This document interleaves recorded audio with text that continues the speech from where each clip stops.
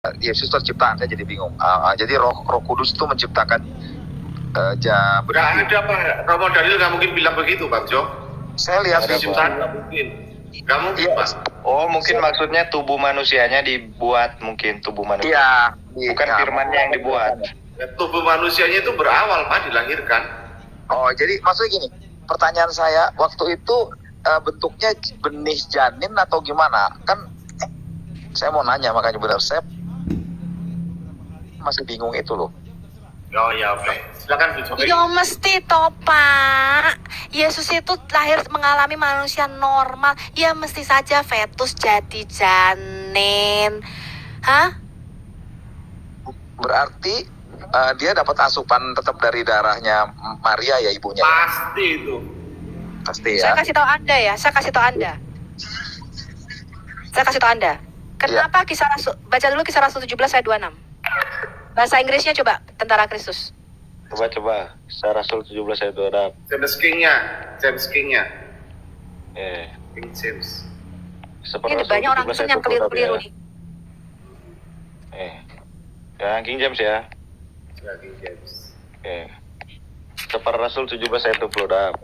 And hath made of one blood all nations of men, for to dwell on all the face of the earth, and hath Stop. determined. Stop. Ya. Dan Tuhan menciptakan dari satu darah, dari satu damim. Betul? Kalau terjemahan LI Anda dari satu manusia, satu person. Tapi aslinya dari satu damim, dari satu darah. Karena Adam itu menjadi bapak bagi semua dia itu prototipe manusia pertama. Itu Anda mesti tahu. Itulah sebabnya kenapa Yesus harus lahir dari seorang perawan. Saya tanya, kenapa Yesus harus lahir dari seorang perawan? Karena dia tidak mempunyai darah Adam. Saya kasih tahu Anda, bayi di dalam janin itu mengembangkan sel-sel tubuh dan sel-sel dari darahnya dari sperma bapaknya. Plasenta di dalam rahim itu tidak pernah mengalirkan darah, melainkan mengalirkan makanan. Darah ibu dan darah bayi di dalam rahim itu nggak pernah tercampur. Kalau tercampur bayinya mati. Saya kasih tahu Anda, mengapa dia penting tidak lahir dari hasil hubungan biologis laki-laki dan perempuan. Karena darahnya dan tubuhnya.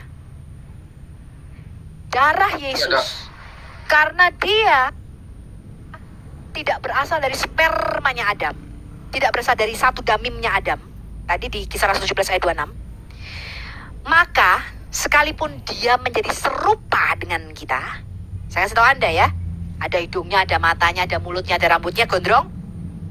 Saya kasih tahu Anda, darahnya tidak sama dengan darahmu. Hello. Iya.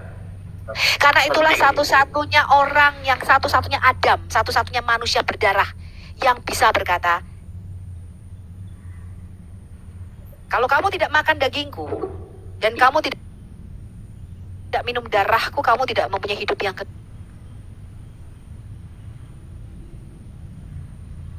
di dalam dirimu. Sebab dagingku benar-benar makanan dan darahku benar-benar minuman. Dan pada malam perjamuan Paskah dia mengambil cawan anggur yang ketiga dan dia berkata, inilah darahku yang dicurahkan bagimu dan bagi banyak orang demi pengampunan dosa. The blood of Jesus itu has power. Darah Yesus itu punya kuasa. Kalau darahmu dan darah saya karena berasal dari spermanya Adam, dari one blood, dari darahnya Adam, ora payu sampean. Hello. Di PMI aja belum tentu diterima. Apalagi untuk pengampunan dosa.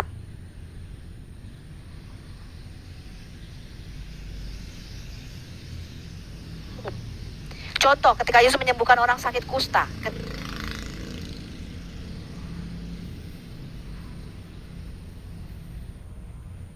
ketika dia menyembuhkan orang buta, itu nggak diam-diam di depan umum. Tapi ketika Maria hamil, sebelum dia bersetubuh dengan Yusuf, siapa yang tahu? Saya tanya, halo. Yusuf aja mengatakan mau menceraikan Maria, karena Maria sudah keburu hamil duluan. Tapi malaikat Allah datang kepada Yusuf dalam mimpi dan berkata, Yusuf, jangan kau ceraikan Maria. Ya, ambil dia sebagai istrimu, sebab anak yang di dalam kandungannya adalah kudus, anak Allah yang maha tinggi. Dan engkau harus menamai dia, jangan mbok namai Bambang yo, jangan mbok namai Joko, gak entuk. Apalagi mbok namai Katem, apa meneh Muhammad. Ora entuk, harus kamu namai Yesua. Jangan salah kasih nama. Oke Bu. Ya saya ngerti. Saya yang ada beberapa yang saya ngerti gini. Berarti tidak ada sel telur yang dibuahi ya Bu. Kamu tuh jangan berhayal di luar sesuatu yang Bukan tidak berhayal katakan. nanya itu Ibu. Aduh, ya kan pertanyaan Iya, makanya nggak saya ngerti. tanya. Gereja Nggak, sekarang saya tanya. karena manusia kan gini. Saya Terjadi tanya. dari progesteron dan estrogen. Mau pakai sel telur Maria, mau tidak, nggak ada pengaruhnya. Sekarang saya tanya, Oke. ketika dia mengembangkan sel-sel Oh tubuhnya, berarti jawabannya nggak ada feature- pengaruhnya. Ya udah gitu. Ya udah nggak apa-apa. Saya jadi ngerti, jadi paham, saya paham. Gini loh Pak, Saya itu tuh kan belum udah bisa ada jawab, nubuatan Pak. Pak. Saya tuh Kan belum udah bisa ada jawab nubuatan loh. di Kejadian 3 ayat Belum 15. selesai dijawab itu Pak. Belum selesai Oke, dijawab. ini ada. Bu Sofi. Ini ada nubuatan di Kejadian 3 ayat 15. Aku akan mengadakan permusuhan antara engkau dengan perempuan ini, antara keturunanmu dan keturunannya. Keturunannya akan meremukkan kepalamu dan engkau akan meremukkan tumitnya. Ini berbicara soal Hawa. Jadi inilah yang dikatakan bahwa yang ada koneksitasnya bukan dari pihak laki-laki tapi dari pihak perempuan, Bunda Maria. Nah, masalah sel telur, sel sperma, nggak ada di Alkitab, Pak, nggak usah dibahas. Boleh nanya ya Bu Sofi ya? Berarti nggak ada kayak seperti manusia jadi sel telur atau benang kromosom atau progesteron atau estrogen. Nggak lewat itu ya. Dunia hayal. Pak, Loh, yang saya dikatakan nanya. tadi sudah dibacakan Ibu. sama Juni. Kejadian 3:15 jelas dari benih perempuan itu. Bapak tahu nggak artinya zera atau benih perempuan itu? Ya benih perempuan saya tahu lah. Apa? Ya sel telur lah. Ya sudah, kalau udah tahu jawabannya. Iya ya saya makanya bukan itu saya gini loh untuk menegakkan sebuah iman dan kepercayaan butuh orang yang lebih ngerti. Sedangkan makanya saya nggak masuk ke sini. Saya nggak masuk ke dunia yang seperti itu. Saya percaya saja. Tetapi saya ingin tahu sebenarnya. Ya Bang Jo, ya. Saya paham Bang Jo. Saya paham. Kalau memang sudah ada jawabannya udah. Apapun juga jawabannya itu tidak akan menimbulkan sebuah sangka saya kepada Tuhan. Nggak mungkin. Cuma ini saya pengen tahu pengetahuan yang lebih gitu. Maksudnya Pak Jo itu pembawaan dosa turunan Adam ya Pak Jo? Intinya ke situ kan ya? Bukan. Maksud saya bukan. Waktu terjadinya benih Tuhan Yesus di kandungan, kira-kira proses seperti apa? Apakah seperti manusia biasa? Kalau manusia biasa kan sel telur dibuahi, ada progesteron dan estrogen itu terjadi kan nah terus ada benang kromosom. Apakah tidak seperti itu? Kalau memang tidak ya nggak apa-apa. Kalau memang tidak ada penjelasan itu tidak apa-apa. Memang ada penjelasannya di dalam Alkitab, tapi yang kita tahu bahwa itu dari benih perempuan. Saya tanya, bagaimana caranya Yesus membuat merubah air menjadi anggur? Itu jelaskan saya secara ilmu pengetahuan bagaimana? Itu kan mukjizat, Bu. Aduh, ya sana toh Pak. Mana ada toh Pak, anak lahir bukan. Kalau sekarang saya tiba-tiba saya ngomong nih, saya nggak punya suami, tiba-tiba saya melahirkan dari Roh Kudus. Ada percaya? Tuh loh, kayak banyak orang yang ngaku tuh loh bisa hamil. Percaya Anda? Enggak, sekarang gini Ya, karena malaikat mungkin. gini, Itu everybody. kalau malaikat Mana datang sih sama ada? saya percaya, Bu. Kalau malaikatnya datang, malaikat yang sama datang kepada Maria, kepada saya percaya. Ya kalau nggak ada Aku malaikat bantu yang jawab datang, aja. saya nggak percaya. Gitu. Itu jawab ya Bu oke. Sofi. Terima kasih Bu Sofi. Bang Jo, terima kasih Bang Jo. Ya sama-sama ya, terima kasih. Ya, Bu Sofi aku boleh nanya ini konfirmasi saja. Tadi Bu Sofi mengatakan mungkin aku kurang lengkap mendengarnya karena aku masuk belakangan. Bahwa di dalam Kejadian 1 ayat 6 kata kita jangan ditafsirkan sebagai trinitas. Begitu ya Bu Sofi, benar ya? Di dalam seluruh Alkitab. Pertanyaanku adalah, apakah di dalam Perjanjian Lama Oh, seluruh Alkitab. ada Gak ada bilang seluruh Alkitab Pak. Perjanjian Lama? Di Perjanjian Lama kata kita jangan dipahami sebagai trinitas. Begitu benar atau tidak aku salah dengar? Kata kita di dalam ketika Tuhan bicara kita itu tidak merujuk kepada Bapa, Putra, Roh Kudus. Tapi Oke. merujuk kepada bahasa kerajaan bicara dalam suatu Sidang ilahi. Bang, Lalu di dalam Perjanjian Lama itu ada nggak konsep trinitas? Singkat aja Bu Sofi. Loh, ada jelas dong. Tapi bukan di Oke, situ oke. kata kita. Oke, iya. Makanya Yang Makanya gini loh. Tadi saya mengatakan ya. Ketika tadi dibacakan Kejadian 3 ayat 22. Sekarang manusia itu telah menjadi seperti salah satu dari kita. Tahu tentang yang baik dan yang jahat. Kita di sini siapa?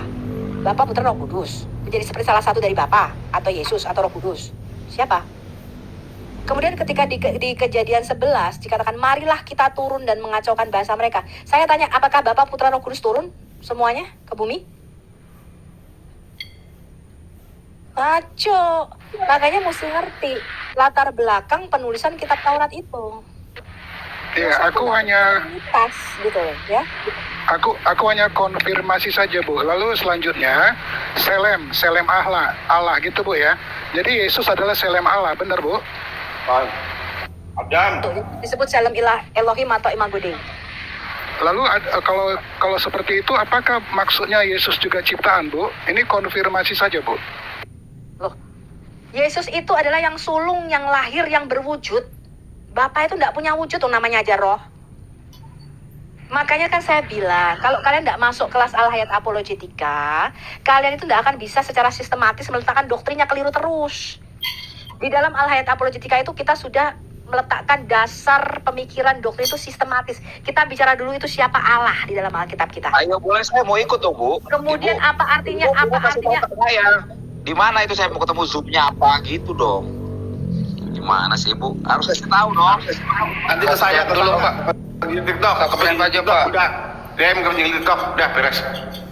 Wah, udah dari dulu Kenapa? penjual TikTok saya ikutin lah udah Iya. 1000 tahun. Iya, Pak. DM Pak. DM nomor telepon Bapak. Saya gabungkan ke itu. Oke. Udah ada Oke. di channelnya Bu Sofia itu, udah ada zoomnya itu. Oke. Sip. Oke, Bu Sofi, terima kasih. Terima kasih konfirmasinya, maju terus Bu Sofi. Tetap kuat, jaga kesehatan. Ini aku bantu Bang Jo ya, sama Jangan kawan-kawan. framing dulu TikToker. Yang dimaksud Bu Sofi nggak seperti apa yang Anda katakan itu.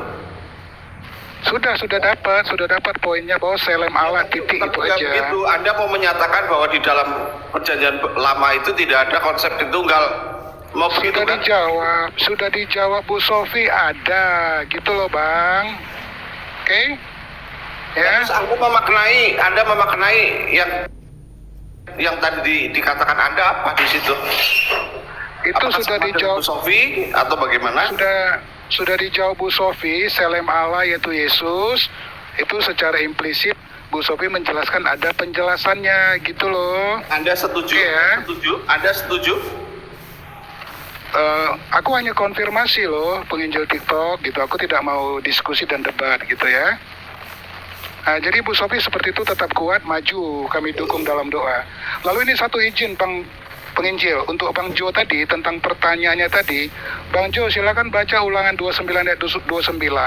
Tidak semuanya dibukakan oleh Tuhan. Itu aja kawan-kawan. Terima kasih host. Makasih. Apapun jawaban saya harus berterima kasih. Cuman saya mau belajar nih nanti dari Bu Sofi nih. Karena kan memang akhirnya gara-gara masuk apologet 3 bulan ini saya bingung, puyeng. Banyak sekali pengajaran bertebaran doktrin-doktrin. Saya emang saya kan bukan seorang apologet atau apa tuh kan. Saya seorang pengusaha yang selalu sibuk dengan pekerjaan saya dan bisnis saya.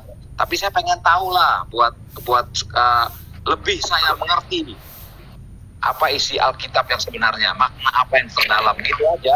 Mau belajar. Abang pakai aja kacamata. Walau saya pensiunan perwira tinggi, tapi saya mau belajar gitu ya. Abang pakai saja kacamata yang dipakai oleh Abraham, Ishak dan Yakub, Bang ya.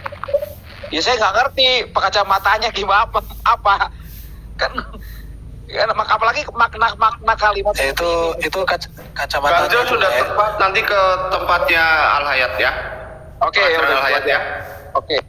bukan itu kacamatanya itu bisa dijual online itu. Jangan di tempatnya Pak TikToker. Kalau Pak Jo